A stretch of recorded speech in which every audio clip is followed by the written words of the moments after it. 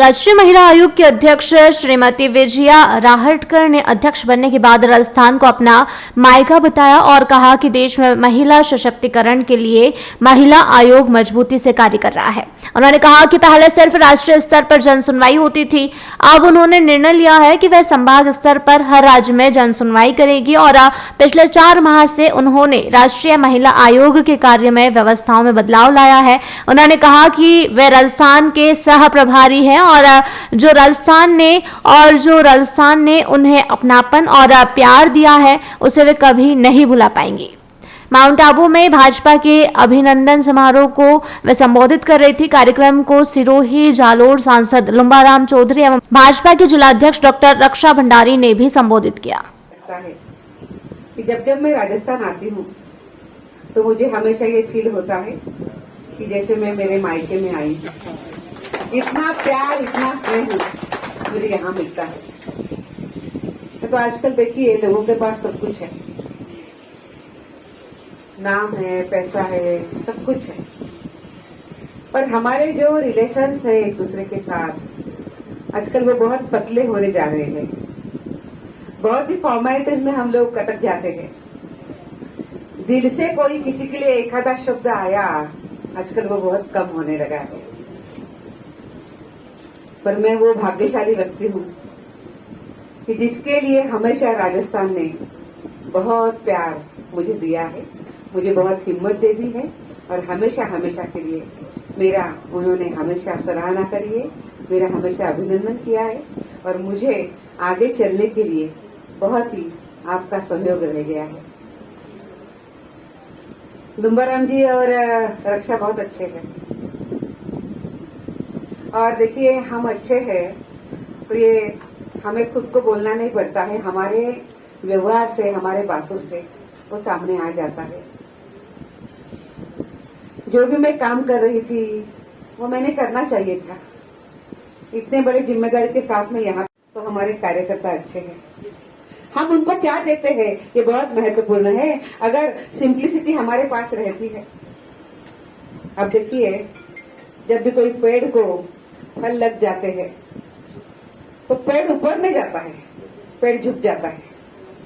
ये झुकने की आदत हमें हमेशा होनी चाहिए। अपने कार्यकर्ता, अपनी जनता, इनके लिए हमने हमेशा खड़ा होना चाहिए। लुम्बाराम जी वो सब गुण मुझे आप में दिखते हैं और मैं आपको सही कहती हूँ। ये तब आपके लिए हमने बहुत आग्रह किया था, तब हमने कहा था कि ये लड़ाई बराबर की नहीं होनी चाहिए, ये लड़ाई असमानता की होनी चाहिए। कोई तो एक बहुत ऊपर है और कोई एक आम लोगों के गले का ताइट है, तो वो जो आम लोगों का जो व्यक्ति है हमने उसको साथ में उतारना चाहिए। वंदे मातरम, वंदे मातरम। आज अपने लिए बहुत खुशी का दिन है कि अपने बीच में राष्ट्रीय महिला आयोग के अध्यक्ष और अपने राजस्थान के अंदर प्रभारी रहते हुए जो हमें मार्गदर्शन मिला, आज मैं यहाँ खड़ा हो वहां कहीं न कहीं इनका विशेष सहयोग रहा और उनके इन्होंने एक सिरोही छोटा सा जिला होते हुए भी आज एक एक तहसील तक पहुंचे, ऐसे प्रभारी मैंने पहली बार देखा। और वो भी नहीं, संगठन की बंद कमरे में मीटिंग लेकर के किस तरह से जिला अध्यक्ष सारे पदाधिकारियों की संगठन की तरफ से बंद कमरे में किस तरह से खिंचाई करके जो मार्गदर्शन दिया वो हमें आज भी याद है। और जब बात हुई, इन्होंने कहा कि हम पीछे बैठे हुए आपको देखने की जरूरत नहीं है, आप तो चुनाव लड़ो। जो आपने हमें आशीर्वाद दिया है और मेरे को नहीं, पूरे राजस्थान के अंदर जो आज सरकार बनी है भारतीय जनता पार्टी की, उसके अंदर सबसे बड़ा जो रोल है वो आपका है। क्योंकि एक जिले के अंदर इलेक्शन से पहले घर बार छोड़कर उसके अंदर सबकी जवाबदारी सभी अपनी है। जो कोई कमी है वो उसके लिए अपन पूरे मिल करके उसके ऊपर काम को करेंगे।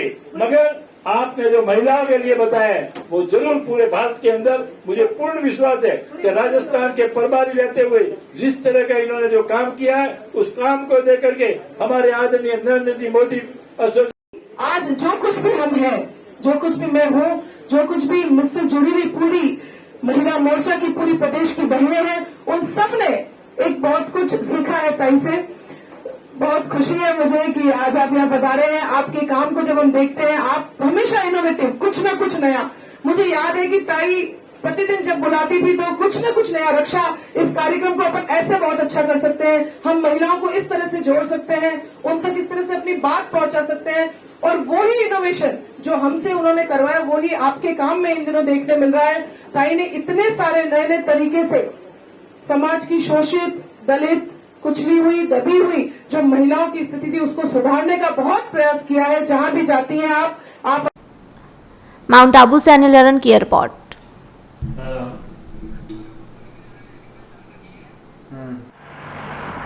जयराम जी, किशन काका। राम राम भाई, राम राम। क्या दोनों भाई बैठ के क्या हिसाब लगा रहे हो? ऊटी लहसुन के भाव आ गए क्या? अरे नहीं रे दादा, ये अपना रमेश नया मकान बनाने के लिए लोन ले रहा है। हिसाब किया तो पता चला कि लोन का पैसा तो ईंट और रेती में ही पूरा हो जाएगा। और अभी तो सीमेंट लानी है, सलिया लाना है, और तो ठेकेदार को भी पैसे देने हैं। मेरे तो कुछ समझ में ही नहीं आ रहा कि कैसे बनेगा मेरा नया मकान। अरे किशन काका, कहाँ इन रेत, सीमेंट और लाल ईंटों के चक्कर में पड़ रहे हो? मेरी बात मानो तो अपने घर को बाबजी एएसी ब्लॉक से बनवाओ। इसमें ना सीमेंट और रेत की जरूरत होती है, ना ही तराई करने की झंझट। और लाल ईंटों के मुकाबले आपका मकान काफी तेजी से बनकर तैयार हो जाएगा। इससे आपके पैसे तो बचेंगे ही, साथ ही मजबूती ऐसी कि सालों साल देखने की जरूरत नहीं। और इससे आप अपना मकान ही नहीं, कुएं और खेत की बाउंड्री वॉल भी बनवा सकते हो, जिससे रोजड़ों की समस्या भी खत्म हो जाएगी। वाह भाई, ये तो कमाल की चीज है। फिर तो मैं अपना घर बाबजी ब्लॉक से ही बनवाऊंगा। और मैं अपने खेत की बाउंड्री वाल। ज्यादा जानकारी के लिए स्क्रीन पर दिए गए नंबर पर अभी कॉल करें। बाबजी एएसी ब्लॉक्स, स्टील से मजबूती।